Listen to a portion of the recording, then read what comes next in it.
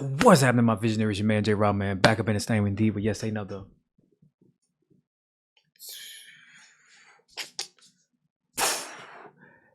video, baby. So for the first time ever on this channel, about to check out Foo Fighters. Now I have no look. I know what you're saying, J Rob. What? Why? Why has it taken such an extensive period of time for you to get to Foo Fighters? And to you, said individual whom I'm not privy to, that just made that particularly specific question, inquiry. I have no idea. It's happening now, and better now than never, right? So, yes, this is my initial introduction to Foo Fighters. I do know that the lead man or the front man or the lead singer is Dave Grohl from the band Nirvana. Their former drummer as well. I'm not sure if he is a drummer as well as a lead vocalist, but I know he was a former drummer of Nirvana. So I'm going to be listening to The Pretender. And if you don't want to be a pretender, then you're going to go ahead and hit that subscribe button and help me, if you feel so courteously inclined, to reach 50K, which is my goal by the end of this year. So please help me out. But man, without further ado, let me put on my headphones of truth. Bam, and we're going to do what it do. Foo Fighters, The Pretender. Let's do it.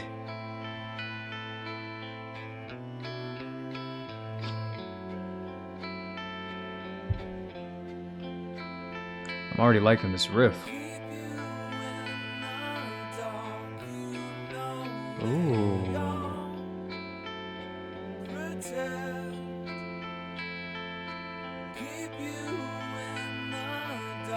I like the double vocals.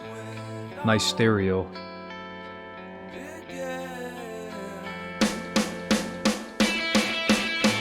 I like that snare.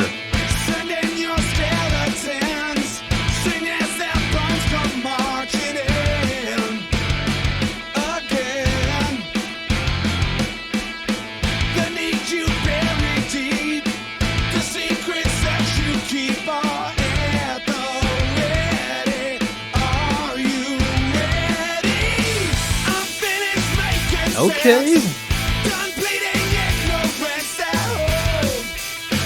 Wait a minute. And by the way, I will be, just a preface, I will be pausing sporadically for the copyright, so bear with me. But man, oh man, what an introduction. I do like the way that this was the intro. You know, I like that riff.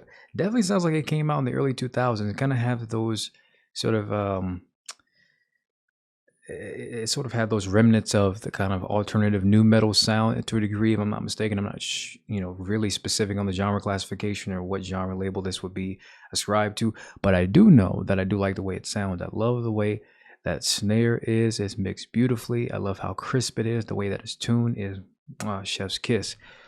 Just superb. And I do like that riff. I like the crunchiness of that lead little lick that comes in on the every other bar. And I like the riff on the main guitar. So far, very melodic, very, very energetic, very kinetic, and I'm already digging it. So let's take it back a little bit. We'll get back into it.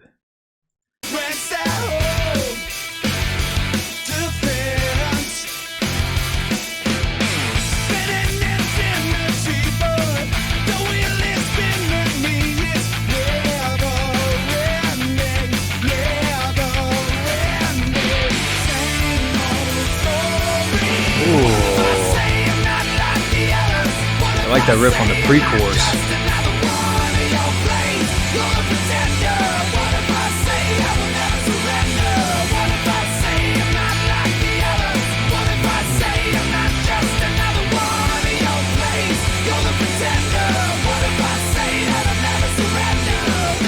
Nice harmonies on that chorus. Don't know. On the 2 and the 4. Don't know. The page is out of press. We are not permanent.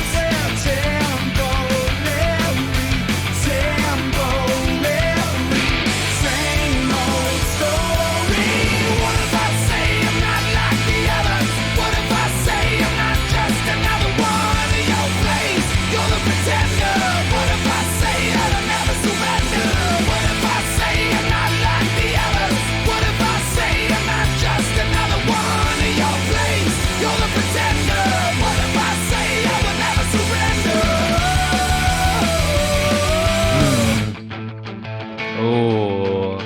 like the muted palm chords.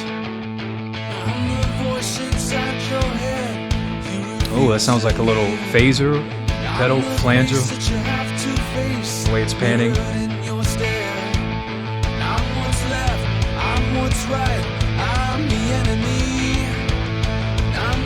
Come on, build up on the bridge.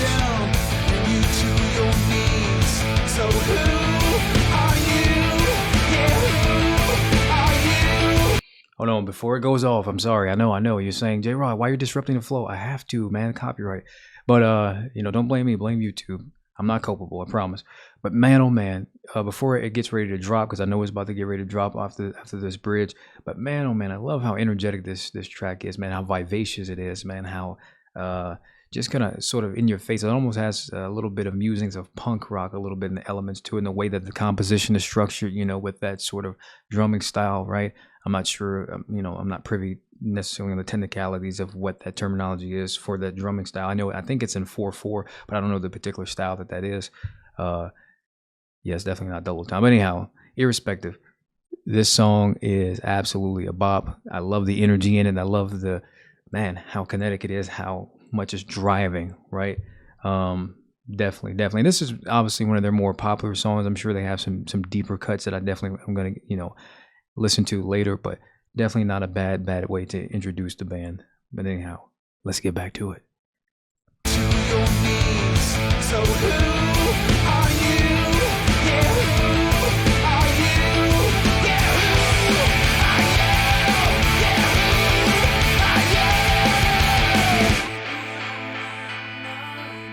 Oh, I like that little low pass filter on the guitar, or high pass filter, really. Cut out the lows. Ooh, I was waiting for this drop.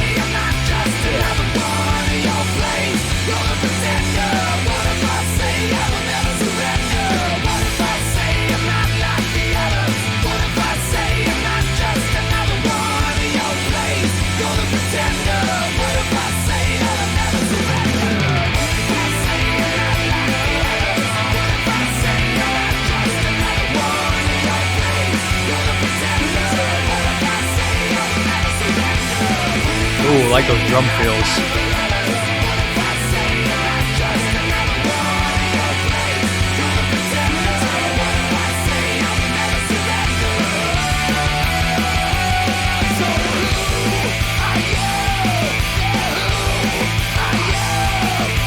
Okay.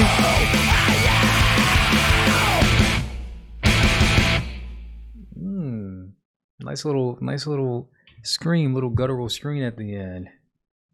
By Dave. Okay, so Dave can also play guitar as well. So that's interesting to find. I know people can say, well, why don't you do research on the band prior? I really like to keep the reactions, really, really authentic and genuine. So I try not to do much research, so that way I can kind of, have that element of surprise, right? That bit of spontaneity, right? But anyhow, man, I love the way that this sounds. This was a fantastic selection, man. Fantastic introduction to Foo Fighters. Again, I know this is one of their more popular selections, not necessarily one of those deeper cuts. Like I said, we will get into that as we progress into listening to the band. But just for this song, man, I love the instrumentation of it. Not necessarily the most convoluted thing ever, but it's very well executed, very well done. I love the musicality of this. Love how melodic it is. Love the different variations within the track. It doesn't sound too standard, right, to the point to where it's mundane and you feel inundated and overwhelmed. You're like, oh my gosh, when is it gonna get to the next part of the song, aspect of the song. No, all of its components work seamlessly together. Very, very well composed, very, very well structured, very, very well executed by all members of the band. Everybody did a superb job, and everybody at post-production who mixed this did a fantastic job as well. So I'm going to do a little sort of a minimal analysis on this. So I'm going to go to the lyrics, and then we're going to discuss it a little bit, analyze the lyrics a little bit. I already have an interpretation, but I'm going to say that your interpretation is correct. Be right back. All right, so I've got the lyrics pulled up here. So we're just going to go ahead. So the intro, keep you in the dark. They all pretend, keep you in the dark. And so it all began. Now, initially, just from the iconography, the visuals, I already interpret this. And just from the initial lyrics as well, I interpret this as being sort of a, how how do I want to describe this? There's hints of, I don't want to say that it's politicized or a political message in this, but I did, when I heard it initially, I was thinking, okay, this is probably some kind of, how I interpreted it was, the people against government, uh, um, people fighting against, opposed to the governmental infrastructure as it's currently presented. Just sort of that, again, that music, that sort of punk style. So send in your skeletons, sing as their bones go marching, and again they need you buried deep. The secrets that you keep are ever ready. Are you ready? I'm finished making sense, done pleading ignorance. That whole defense, spinning infinity. Boy, the wheel is spinning me. It's never ending, never ending. Same old story. And again, I'm doing this without any annotations first, and then I'm going to go to the annotations. So send in your skeletons. So this could be, perhaps this is more of an anti-war song. Send in your skeletons, so sing as their bones go marching. And again, perhaps referring to how these governments send out individuals to war, marching in. They need you buried deep. The secrets that you keep are ever ready. So perhaps saying that, all of these secrets that the government keeps, or all of these secrets that these entities keep and maintain, they need these individuals to go out and die in war, so their secrets are buried with them. That old adage that 3 people can keep a secret as long as 2 of them are dead. That's how I initially interpreted that. Are you ready? I'm finished making sense, done pleading ignorant, to hold offense. So perhaps he's done with indifference. He's done of, again, as the lyric, the name of the title of the song, henceforth, false, under this false pretense, pretending as if he doesn't see what's transpiring, though he does, and then maintaining his ignorance. So spinning infinity, perhaps is saying that this cycle is perennial, it's infinite. The wheel is spinning me. Okay, so what if I say I'm not like the others? What if I say you're just another one of your plays? I'm not just another one of your plays. You're the pretender. What if I say I will never surrender? Then it repeats. What if I say I'm not like the others? So perhaps this idea of then existentialism not fitting into this sort of box, perhaps. I'm trying to see how that ties in thematically with the rest of the song, that first verse. What if I say I'm just not? So perhaps it's saying, okay, me as an individual, I'm a human being. I'm not just another one of your plays or pawns on your chessboard. You're the pretender. What if I say I'll never surrender? So showing that, displaying that integrity, displaying that will to continue forward and not continue to be ignorant and not remain in those lies. Okay, this is really quick. In time, or so I'm told, I'm just another soul for sale. Oh well, the page is out of print. We are not permanent. We're temporary, same old story. Perhaps again, so if this is pertaining to war seems ever perennial. So there's a dictum that, okay, irrespective of who is it, the game remains the same. You just change the players, right? Then it goes, okay, the bridge, I'm the voice inside your head. You refuse to hear. I'm the face you have to face. Mirroring your stare, I'm what's left, I'm what's right. I'm the enemy, I'm the hand that'll take you down, bring you to your knees. So who are you? Yeah, who are you? Yeah, who are you? Okay, so I'm the voice inside your head. So this perhaps the people, this is their rebellion. This is their opposition to this. They're the voice inside their head. So this is sort of that metaphor of being the voice inside the head that they refuse to hear. So they refuse to listen to the people. But this is the face that you have to face. The mirror that's staring, what's left and what's right, all encompassing. Okay, I just want to see if I'm wrong or not. Let me see what the annotations say.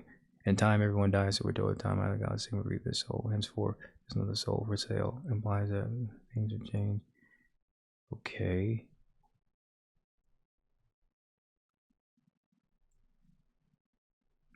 The modern institutionalization of lies began with Plato's theory of forms of rationalization for the attempted rectification of fantasies embodied in his allegory of the cave, which is about every politician has studied. Since then, persons in positions of authority have usurped, assumed, and maintained that authority by circumventing their targets or willing followers, means of understanding facts, manipulating their emotions in order to control their beliefs. Controlling what one believes then will control what one does. As such, persons, cultures, societies, and even entire civilizations can be controlled not by brute force but by words. It is therefore advantageous for such authority figures to keep their subjects in the dark. So just based on that, I'm not going to divulge too deep into this, but just based on that, it's kind of similar to what I was talking about initially, but obviously it divulged much more deeply. into that, and certainly more recondite than my initial interpretation was. But that's a beautiful thing about music. It's all subjective and it's all open to interpretation.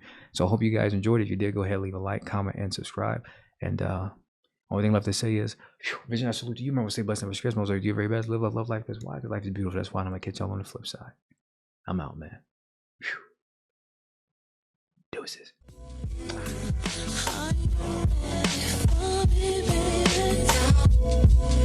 Mm-hmm.